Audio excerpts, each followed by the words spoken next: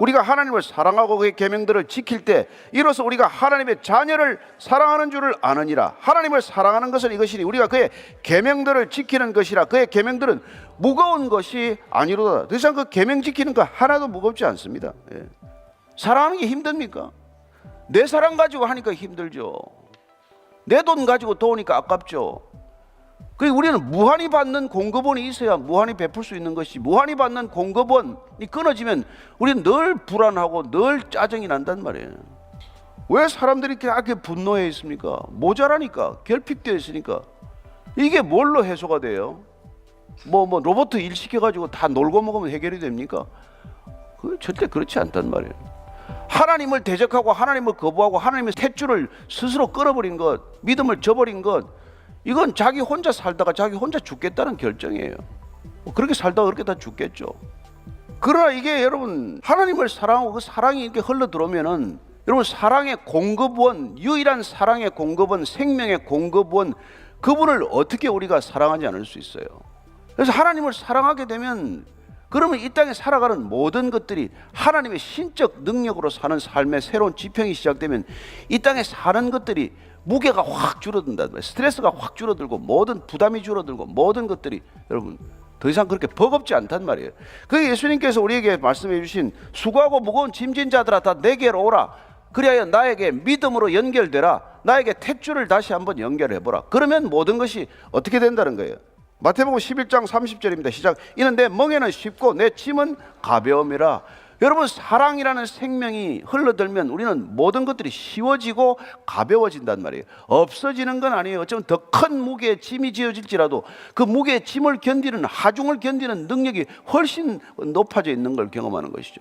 왜 맨날 가서 그 엿기 들고 뭐하러 그 쇳덩이 들고 그럽니까?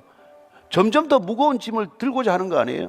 점점 더 무거운 짐을 들어도 우리가 그걸 견딜 수 있다는 걸 조금 자족하고 마는 거겠죠. 그래서 가서 땀을 흘리고 하루에 몇 시간씩 그걸 쇳덩이를 들고 그러잖아요. 그런데 정작 그런 사람들도 무슨 고민 앞에 다 무너지더만. 엿기는 200kg 들지 모르겠지만 인생에 조금 어려운 문제가 나면 그들도 뭐 감당을 못 하잖아요. 근데 우리는 뭐 쇳덩이는 그렇게 못 들지 몰라도 인생이 지어지는 짐이나 멍에나 이런 것들은 별거 아니란 말이에요. 중내 산해하지 마십시오.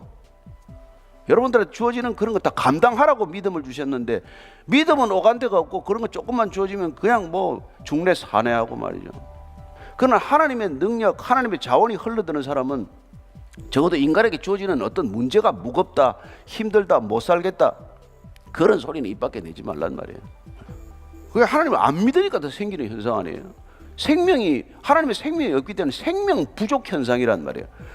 안 믿는 사람들이 생명 부족 현상을 하소연하는 건 오케이, 그건 있을 수 있다는 거예요. 믿음이 있는 사람은 그런 거는 능히 감당이 돼야 된단 말이에요.